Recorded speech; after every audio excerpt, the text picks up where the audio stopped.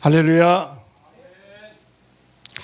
제가 가끔 성경을 이제 읽으면서 성경에 등장하는 많은 인물들 보면은 어떤 인물 속에서는 어찌 여기 내가 있네.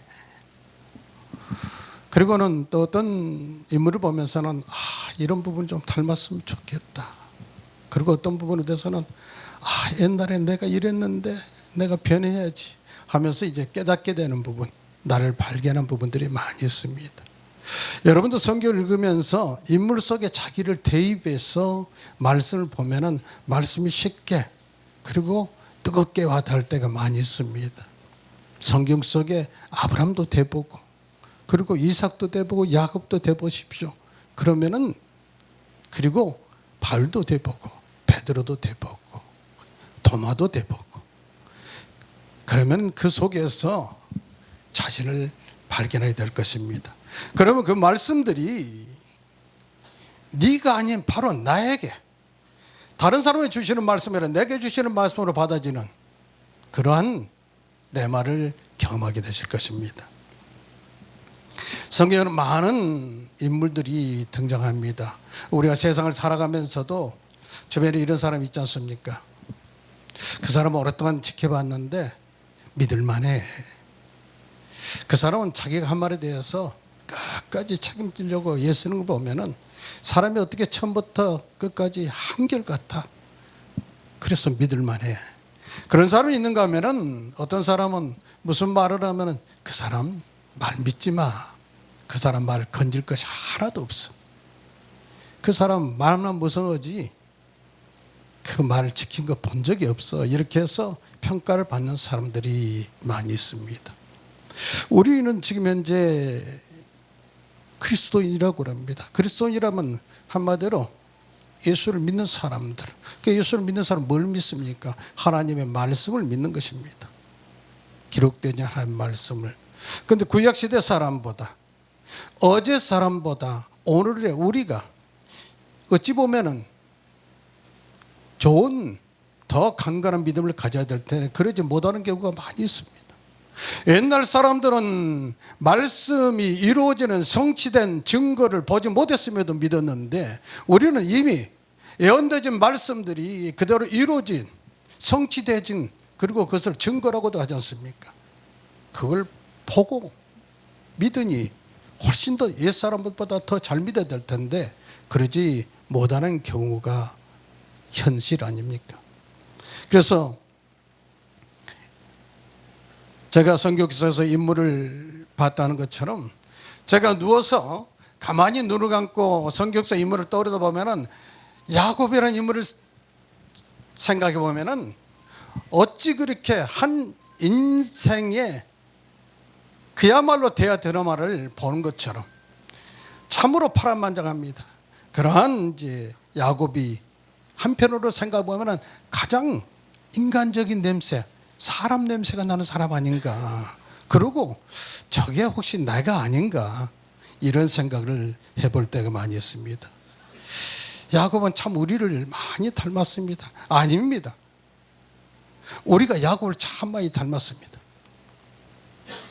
야곱을 보면은 형을 속이고 아버지를 속이고 그리고는 자기가 속인 사람이다 보니까 나중에는 삼촌에게 본인이 속고 자식들에게도 속고 그렇게 삽니다. 평생 계산하고 더 많은 것을 가지려 움켜쥐고 불안해하면서 살아간 사람, 이 사람이 야곱의 일생입니다. 동시에 그 야곱의 일생을 돌아보면 한마디로 정리해 보면은 자기 힘으로 살려고 발버둥친 사람입니다. 자기 목적을 위해서는 수단과 방법을 가리지 않은 겉모술수에 능했던 깨가 많았던 그러한 인물입니다. 그럼 우리 어떻습니까? 나는 안 그래. 나는 야곱과 달라. 그렇게 말할 수 있겠습니까? 우리 더 많이 가지려고 애쓰고 그리고 뒤처질까 불안해하면서 또한 남보다 앞서기 위해서 깨를 부리고 하나님 믿는다 말하면서도 사실은 결정적인 순간에는 내 생각이 앞서는 그러한 저 여러분 아닙니까? 여러분까지 끼면 여러분 섭섭하실지 모르겠습니다. 저 같아요. 저. 그래서 오늘 우리는 너무도 우리의 모습과 같은 야곱의 모습 속에서, 야곱의 삶 속에서 자신을 발견할 수 있기를 예수님으로 축원합니다. 동시에 하나님의 특별한 은혜와 사랑을 입을 만한 자격이 야곱에게 없습니다. 우리도 마찬가지입니다. 하나님의 특별한 은혜를 입을 만한, 그리고 사랑을 받을 만한 자격이 있는 인생들이 아니지 않습니까? 그럼에도 불구하고 야곱은 하나님께서 복중에 있을 때부터 이미 택하셨고, 그가 아버지를 속이고 형을 속여서 이제 눈이 어두워졌던 아버지를 속여서 형 에서가 받을 장조의 축복권을 가로채서 형 에서부터 이제 죽임을 당할까 봐 두려운 나머지 결국 아버지와 어머니 품을 떠나서 삼촌이 있는 팟다나름으로 도망가다가 이제 어느 곳에 이르러서 유숙하던 밤에 하나님이 찾아오십니다.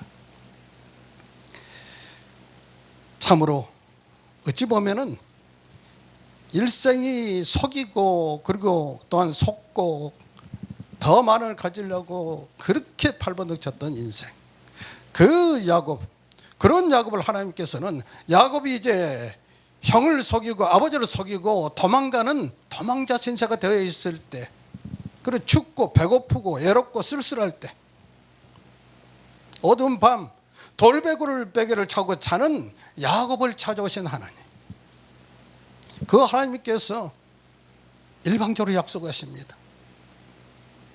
네가 너와 함께 있어. 네가 어디로 가든지 내가 너를 지키며 내가 너를 이끌어 이 땅으로 돌아오게 할지라.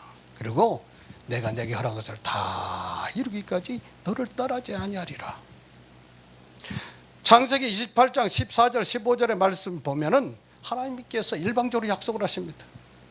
도망자 신세가 되어 있던 야곱, 아버지와 형을 속이고 이제 피신길에 올라서 춥고 배고프고 외롭고 쓸쓸한 밤에 돌베개를 자고 있는 야곱을 찾아오신 하나님께서 그에게 그 같은 엄청난 약속을 합니다. 이런 약속을 받은 그러한 야곱이 그 반을 보면은 참으로 어찌 보면 어처구니 없다 할 정도입니다. 창세기 28장 20절 21절 보면은 하나님이 나를 잘 먹여주시고 평안히 돌아오게 하시면 그때 여호와가 나의 하나님이 되실 것이라고 그럽니다. 하나님으로부터 엄청난 축복의 약속의 말씀을 받았는데, 근데 내가 가는 길에 나를 잘 먹여주고 입혀주시고 그리고 내가 평안히 돌아오게 해주시면은 그때 여호와가 나의 하나님이 되실 것이라고 그럽니다. 지금의 하나님이 아니라 자기 먹여주고 입혀주고 그리고 잘 돌아오게 해주면은 하나님이 되실 것이라고, 어찌 보면 조건부입니다. 이게 우리 모습 아닙니까? 과거의 제 모습입니다. 하나님께 거래하고 있는 것입니다. 하나님께서 이렇게 해주시면은 내가 이렇게 하겠다라는 조건부 신앙인 것입니다. 그래서 이것은 믿음의 고백이 이전에 그야말로 우리의 아직 성숙되어진 믿음의 사람들의 모습이 아닌가 생각하게 됩니다. 사랑하는 성도 여러분, 우리 그러고 있지 않습니까? 기도는 했는데 결정은 내가 합니다.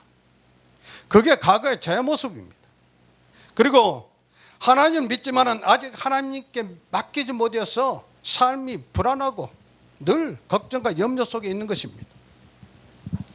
하나님 믿는다 하면서 맡기지 못하는 것입니다.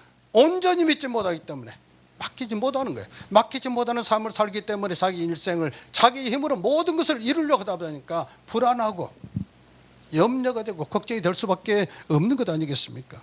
바로 이것이 저와 여러분 모습, 아니 과거의 제 모습이었습니다.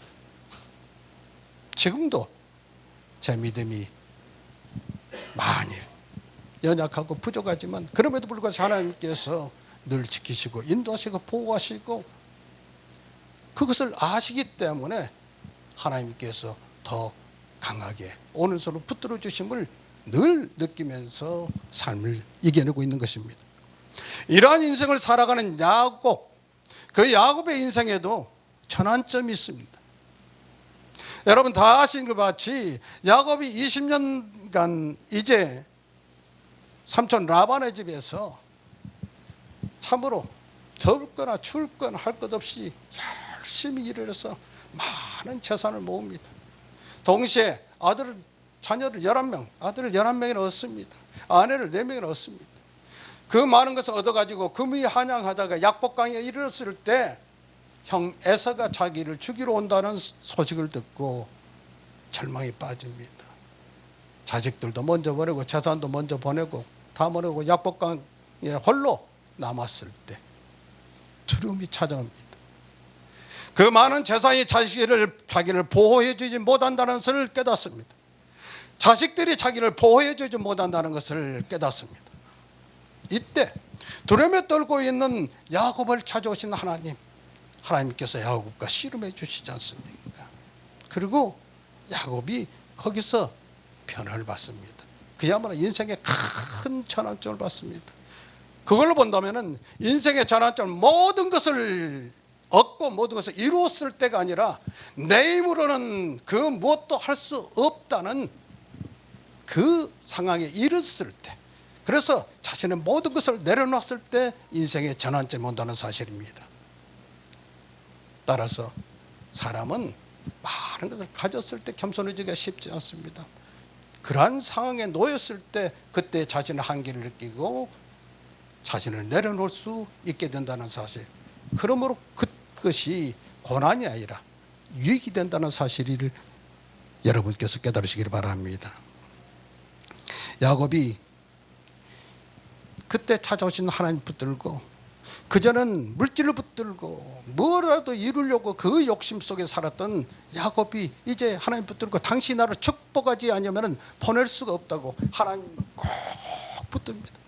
여러분의 인생길에서도 주님만을 꼭 붙드시기를 예수님 이름으로 축복합니다. 야곱은 계산하지 않았습니다. 이전까지 계산했습니다. 이것을 형에게 주면은, 먼저 보내서 이렇게 하면은 해서 형의 마음으로 돌릴 수 있을 것이라는 생각을 가졌던 그 계산을 버리고, 이제는 당신이 나를 축복하지 않으면 놀 수 없지 않겠다고, 그때 자기 이름으로 살았던 야곱의 한도 뼈를 하나님께 치셔서 이제는 지팡이를 짚지 않고는 걷기도 어려운 인생이 됩니다. 이것은 실패의 흔적이 아니라 은혜의 흔적이라는 사실을 기억하시기 바랍니다. 남은 인생길을 살아가는데 오직 주님만을 의지할 수밖에 없는 인생, 지금까지는 내 힘으로 내 수다로 내 방법대로 살았을 모르지만은 앞으로는 하나님의 은혜 가지면 살 수 없음을 깨닫게 하는 아주 복된 시간이었습니다. 그러므로 우리도 인생길을 가다가 때때로 애롭고 쓸쓸하고 춥고 배고프고 그러한 밤이 찾아오거든. 그때가 주님 만날 시간이라는 걸 깨달으시기 바랍니다. 또 내 힘으로 무엇을 어찌할 수도 없는 상황, 앞뒤가 꽉 막혀서 내가 어이할고 하고 인간적으로 생각하면 절망 가운데 빠져 있을 때, 그 시간이 하나님을 만날 수 있는 가장 극적인 순간이라는 사실을 기억하시기 바랍니다. 그때 세상적으로 어떻게 하면서 걱정 근심 속에 빠져들지 말고 야곱이 하나님을 붙들고 씨름했던 것처럼, 주여 내가 어찌하면 좋겠습니까? 나를 불쌍히 여겨 주시옵소서, 나를 털어봐 주시옵소서 하고 하나님 편에서 우리 주 예수 그리스도 이름으로 부르짖어 기도하는 저 여러분 되시기를 예수님으로 축복합니다. 야곱은 이제 변화됐습니다. 변화되고 고향 땅으로 왔습니다. 그러나 또한 노년에 흉년이 들었을 때 야곱이 애굽으로 내려갔지 않습니까? 애굽에 내려가서 애굽의 바로 앞에 섰을 때 네 나이가 몇이냐 하니까는 내 나그네 길의 세월이 130년이다. 험악한 세월을 보냈나이다 그럽니다. 130년 사는 동안 험악한 세월을 보냈다고 그럽니다. 험악한 세월을 보냈습니다. 그러나 그 모든 인생의 험악한 세월 속에 말씀 속에 여기에 기록되지 않는 부분이 있지만은 과거에 과거의 야곱이면은 약복강에서 하나님과 씨름해서 야곱이 이스라엘로 변화되기 이전 야곱이었다면은 그것은 어찌 보면은 해안이고 후회고 동시에 자기 슬픔이었을지 모르지만은 이것은 어찌 보면은 그러한 세월 속에서 하나님의 은혜로 살아왔다는 것을 나타내고 있다는 사실을 우리는 말씀 속에서 깨닫기를 주님의 이름으로 축원합니다. 인도하시는 하나님이 열심히 얼마나 특별하셨는가를 한마디로 해상하는 자기의 고백인 것입니다. 야곱은 참으로 뒤늦게 깨달았습니다. 이와 같이 야곱의 삶이 험했던 이유는 맡기지 못했기 때문입니다.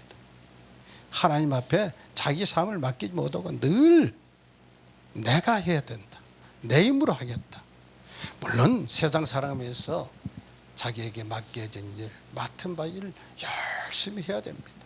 그러나 모든 일을 하는 일의 중심에는 하나님이 함께하고 계신다는 사실을 여러분이 기억하시기 바랍니다. 보면은 맡기지 못했던 삶, 하나님이 옆에 계셨음에도 불구하고 믿지 못했던 것, 이러한 것들이 삶 속에서 야곱이 참으로 어려웠던 시절을 보냈고, 이후에 이제 돌아보건대 그런 속에서도 자기를 특별히 노년에까지 인도하신 하나님의 은혜를 깨닫게 됐다는 사실인 것입니다. 이것은 말씀드렸다시피 하나님이 아니 계셔서가 아니라 내가 온전히 맡기지 못하는 것. 우리 신앙이 그렇지 않습니까? 주여 내가 믿습니다. 그런데 믿는다고 하는데 뭘 맡겨보셨습니까? 못 맡기지 않습니까? 온전한 믿음이 못 되기 때문에. 그래서 맡기지 못하는 삶, 맡기지 못하는 믿음은 늘 불안하고 염려 속에 살 수밖에 없다는 것이 우리 인생이라는 사실을 깨닫게 되는 것입니다. 하나님께서는 일방적으로 야곱을 찾아서 약속하셨습니다. 말씀드렸던 대로 창세기 28장 15절에서 내가 너와 함께 있어 네가 어디로 가든지 너를 지키며 너를 이끌어 이 땅으로 돌아가게 할지라. 내가 내게 하라는 것을 다 이루기까지 너를 떠나지 아니하리라고 약속을 하십니다. 그 하나님께서 그 약속을 다 이행을 하십니다.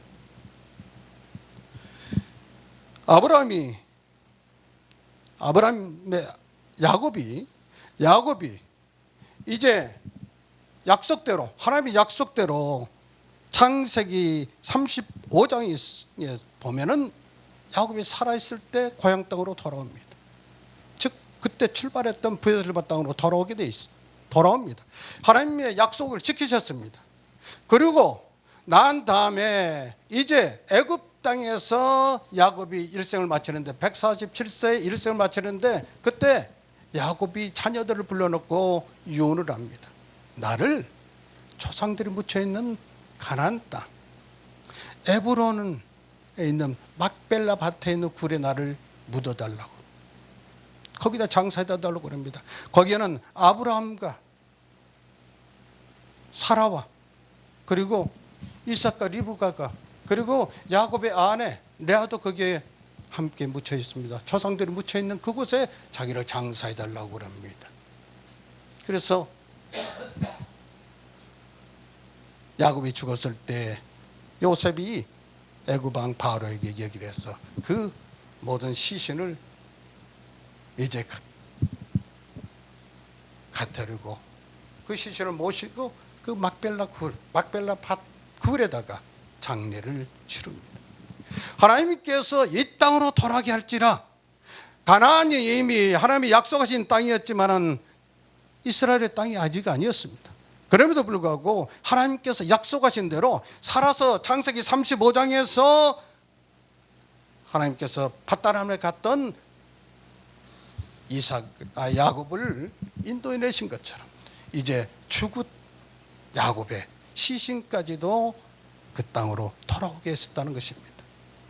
그래서 오늘 말씀의 제목을 살아있을 때도 그리고 죽어서까지 하나님께서는 우리에게 일방적으로 하신 약속일지라도 그 약속을 변개하지 않으시고 신실하게 지키시는 그 하나님이시라는 사실, 그 하나님, 아브라함의 하나님, 이삭의 하나님, 야곱의 하나님이 저희 여러분의 하나님이시라는 사실을 기억하시기 바랍니다. 어제의 하나님, 오늘의 하나님, 내일의 하나님, 그 하나님이 바로 우리의 하나님이 우리 아버지라는 사실을 기억하시고, 여러분의 삶 속에서 때때로 애롭고 춥고 쓸쓸한 밤에 돌베개로 베고 자던 야곱에게 찾아오신 그 하나님, 약복강가에서 두렵고 떨리는 마음으로 내가 어찌할까 하고